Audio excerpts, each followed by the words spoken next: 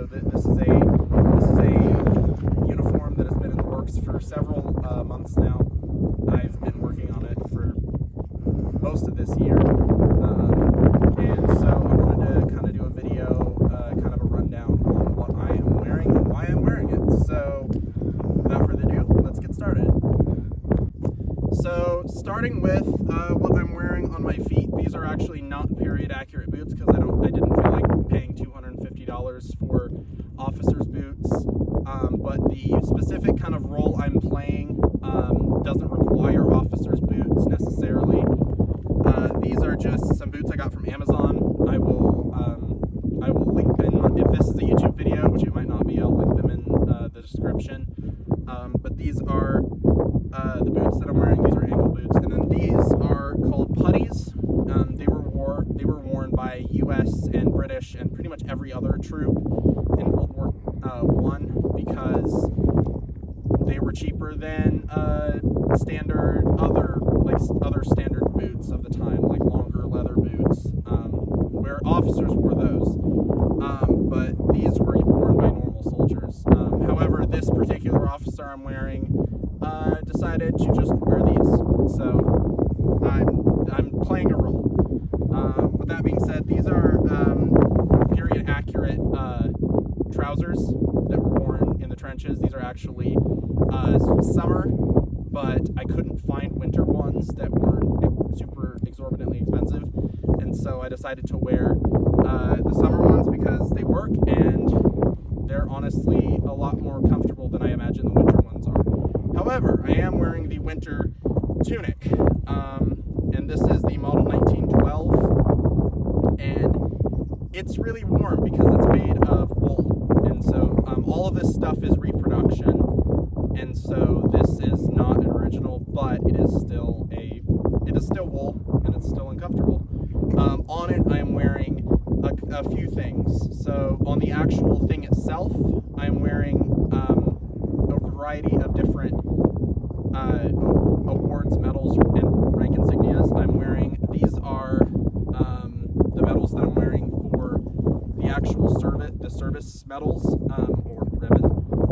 This is a World War I medal. This is, I believe, for the state of New Jersey, because the person I'm dressed as was from New Jersey, and this is I believe it's I actually don't really know what it is. I think it's like I don't know. It's a service ribbon of some kind from the World War I era. And then the other things that I'm wearing are on my sleeves. I'm wearing a rank insignia that indicates that the person I'm playing is a sergeant major, and that's on both sides. And so the rank of sergeant major was actually I don't believe it exists anymore in the United States Army Armed Forces. I could be mistaken, but this particular person was a sergeant major in World War I, and so that's the character I'm playing, and that's why I tried to be as accurate as possible.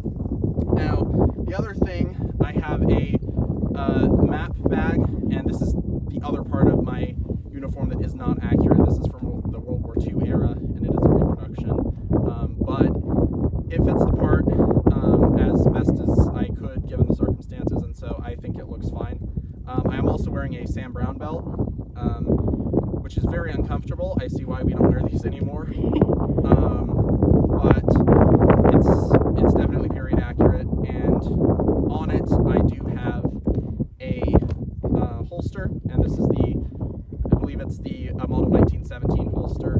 It's supposed to be holding the U.S. model 1917 revolver, the 45 revolver, but instead it is holding a Denix reproduction of the WWI Mark IV, because my character doesn't care for U.S. weapons.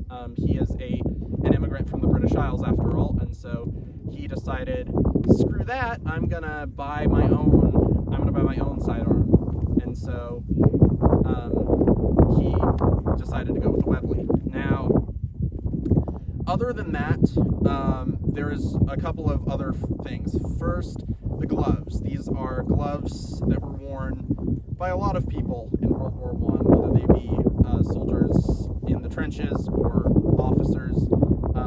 But these are just fingerless gloves, military surplus fingerless gloves.